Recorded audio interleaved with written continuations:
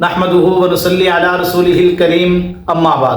میرے دوستو، ماہ سفر کے مہینے میں رزق کی فراوانی کے لیے یا باسطوں کا آج میں آپ کو زبردست وظیفہ بتلاؤں گا۔ اگر آپ اس وظیفے کو پابندی کے ساتھ کر لیں، انشاءاللہ تعالی آپ کے رزق کے جتنے مسائل ہیں اللہ ان کو حل فرما دیں گے۔ آپ کی رزق کی تنگی دور ہو جائے گی۔ اگر آپ کو ملازمت کا مسئلہ ہے، آپ کو جاب کا مسئلہ ہے، آپ کے کوئی اس طرح کے معاملات اٹکے ہوئے ہیں، پھنسے ہوئے ہیں، تو یہ وظیفہ آپ کے لیے بہترین ہے۔ آپ اس کو پابندی کے ساتھ میرے بتائے ہوئے طریقے کے مطابق کریں، انشاءاللہ تعالی اللہ تبارک و تعالی یہ تمام کے تمام معاملات آپ کے حل فرما دیں گے۔ اب آپ نے وہ وظیفہ کیسے کرنا ہے میں آپ کو بتلاتا ہوں، میری بات کو پوری توجہ سے سنیں۔ دیکھیں میرے دوستو، بعض لوگ ماہ سفر کے مہینے کو منحوس سمجھتے ہیں، کہتے ہیں یہ نحوست والا مہینہ ہے، اس مہینے کے اندر بچے بچی کی شادی نہیں کرتے۔ یاد رکھیں، کسی دن میں، کسی مہینے میں، کسی سال میں کوئی نحوست نہیں ہے۔ انسان کے اپنے گندے اعمال میں نحوست ہے،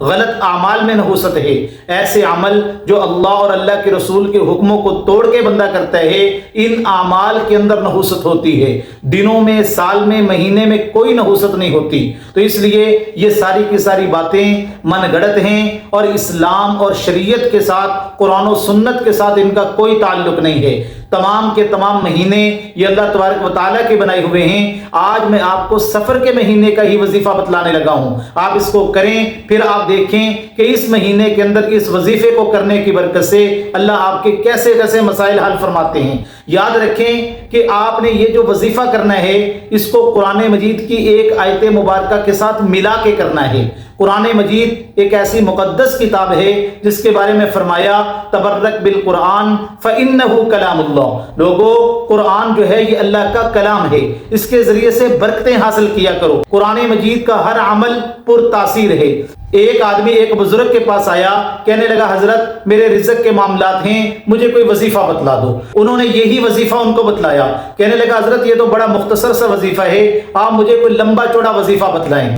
اب اس کی نظر کے اندر یہ تھا کہ وظیفہ وہ ہوتا ہے جو لمبا چوڑا عمل ہو، وظیفہ وہ ہوتا ہے جو لمبی چوڑی تسبیح پہ کیا جائے۔ نہیں میرے دوستو، اللہ اور اللہ کے رسول کے کلام میں سے، حدیث میں سے جو آپ کو دعا بتلائی جائے یہی وظیفہ ہوتا ہے۔ اگرچہ یہ مختصر ہی کیوں نہ ہو، لیکن آپ نے اس کو یقین کے ساتھ کرنا ہوتا ہے، اعتماد کے ساتھ کرنا ہوتا ہے، پھر اس کے اندر تاثیر آتی ہے، پھر اس کے اندر اثر ہوتا ہے۔ اللہ نے قرآن مجید کی ہر آیت کے اندر تاثیر رکھی ہے۔ صحابہ کرام کے واقعات آپ سنتے رہتے ہیں۔ صحابہ کرام نے صرف اللہ اکبر کا نعرہ لگایا، اللہ اکبر کا لفظ ہم بھی بولتے ہیں، صحابہ بھی بولتے تھے، تو اس اللہ اکبر کے لفظ میں اتنی طاقت تھی کہ ان کے تخت کانپنے لگ گئے، ان کے تخت ہلنے لگ گئے۔ اب وجہ کیا تھی؟ کہ ان کے نعرہ لگانے کے اندر تاثیر تھی میرے دوستو۔ وہ اس کیفیت کے ساتھ یہ لفظ بول رہے تھے جس کیفیت کے ساتھ اس کو پڑھا جائے اللہ اس میں تاثیر ڈال دیتے ہیں۔ اب وظیفہ کون سا ہے میں آپ کو بتلاتا ہوں۔ یا باسطو، یا باسطو، یا باسطو،